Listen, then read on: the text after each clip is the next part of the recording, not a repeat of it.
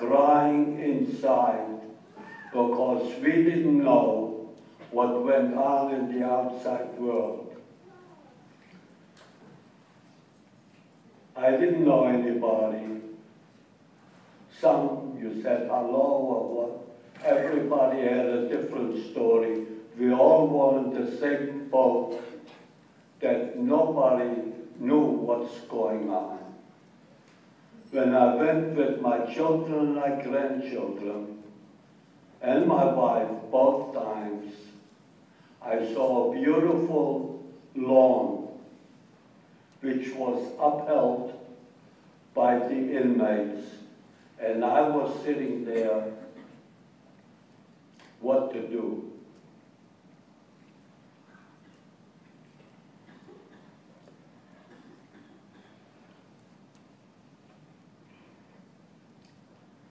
All of a sudden, God sent an angel, and he came to me.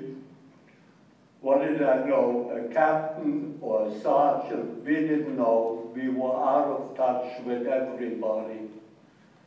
And he says to me, I'm Captain Levy, and I will make sure that you will live a normal life.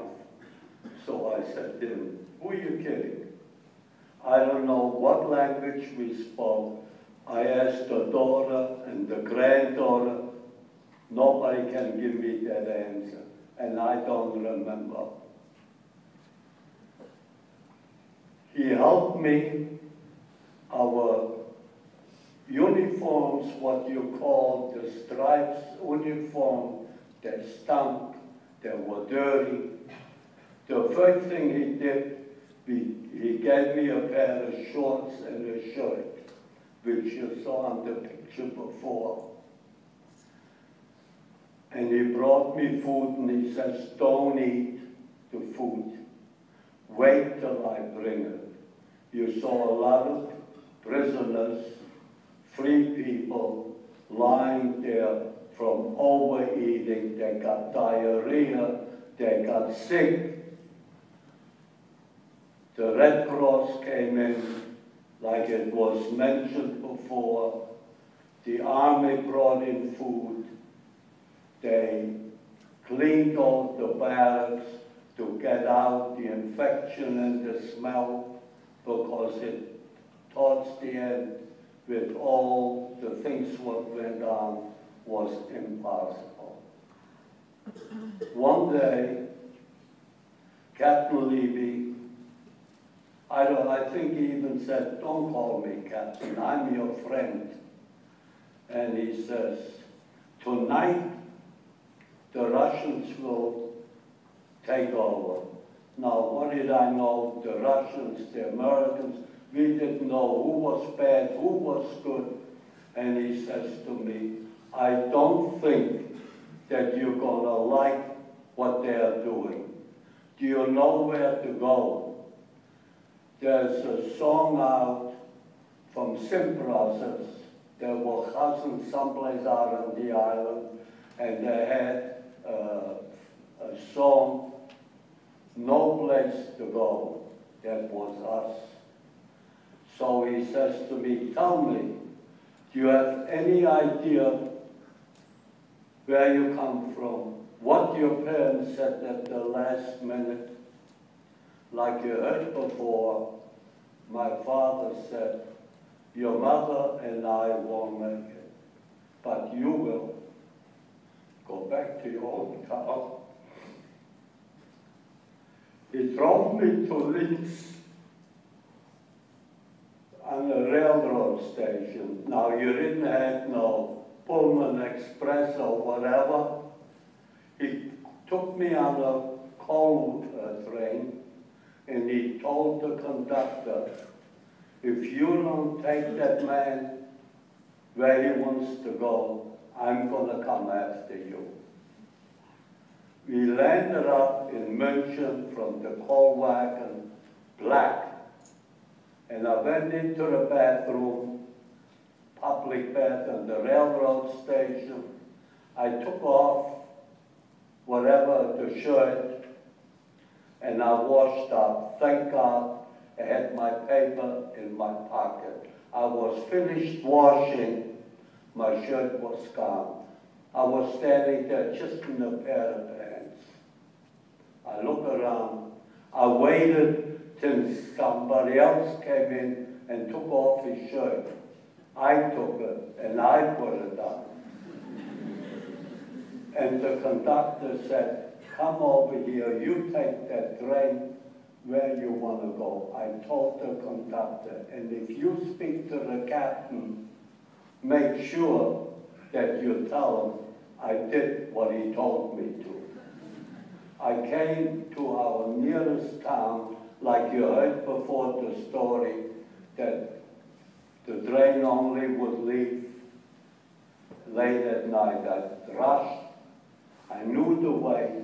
I took a bicycle from the nearest town, like my wife mentioned, and I drove and I went into my hometown. I went in my parents' house.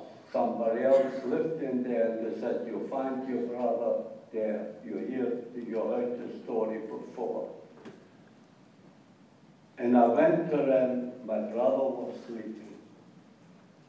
I opened up his eyes.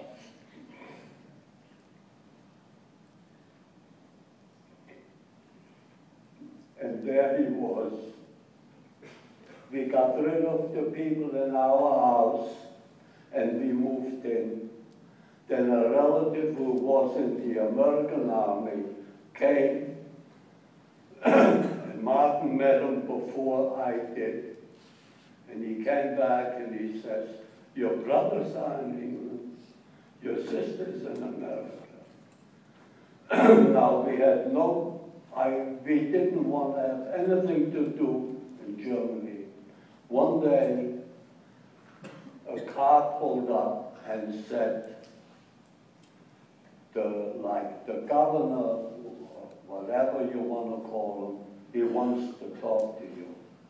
So I said, Martin said, if he wants to talk to you, let him come to us. Finally, he convinced us, and he says, he went there, and he says, I hear you want to leave Germany. Why don't you stay here? And I had a temper. I said to him, where were you when all the Jews were deported? He couldn't say anything. I said, you can take Germany and shove it. And we ran down the steps. We came to America, and we lived with my sister for a while, which is here today. She had one-room apartment, one-bedroom apartment. Martin and I, we slept on the couch, one bathroom, and we really weren't happy. If there would have been a bridge across to Germany, we would have gone back despite what happened. Why a bridge? We had no money. We started to work. Martin started to work. And I saw an ad in the Jewish Alpha, which you heard before, looking for work. Martin, for 75 cents an hour. And my uncle was in the army, worked for Swing Line. And Martin started to work in Swing Line, and he made $1 an hour. And I made 75 cents. Then a relative was in the meat line, and he said, one of you I take. Martin made $1, I made 75. I went there as a butcher. And I worked there for a couple of years, and I wanted to go on my own. And Martin said, how can you leave that job?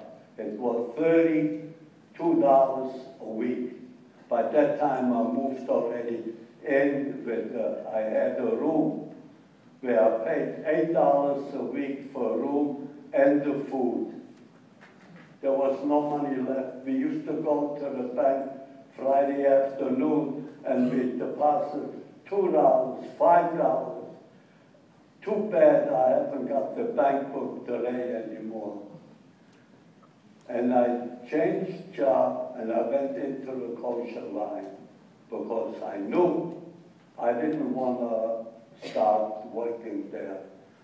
Before I left came the high holidays, and the foreman came with matches. One was short, one was long. One, if you pulled a certain match, I forgot which to pull, you had to work on Rosh Hashanah. So I said, I'm not pulling. I said, I didn't come to America to work on Rosh Hashanah. And the foreman came over to me, and he says, I'm proud of you. Then the boss, there were a couple of bosses. One of them was a distant relative of my father, of our father. And he said, Walter, I respect you. I don't know if he said it in English or German. And I started to work, and I started my own business as a kosher retail butcher, where I was for 44 years.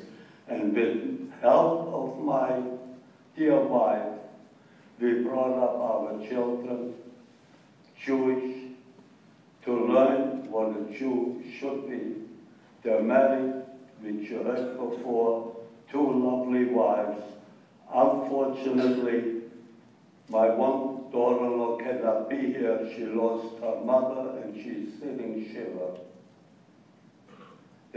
Our children got married, they raised together 5 wonderful children, and they all went to yeshiva. And JC, who is the rabbi, despite whatever we went through, we made sure that it never should happen again. And I talk to the young people today, remember, never, never give up your Jewish religion. And all I can tell you is, Am Yisrael Chai, that it never happen again. Thank you.